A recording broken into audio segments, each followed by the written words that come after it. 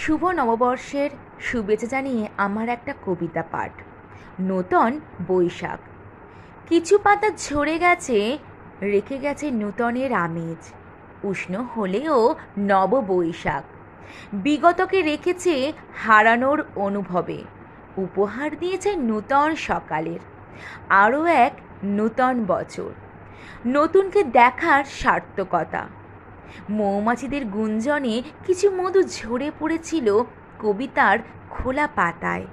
তারই মধুরসে ভরা একগুচ্ছ সুমধুর ভাষা নববর্ষের সুবাস মেখে ঝরে পড়েছে বৈশাখের আঁচলে।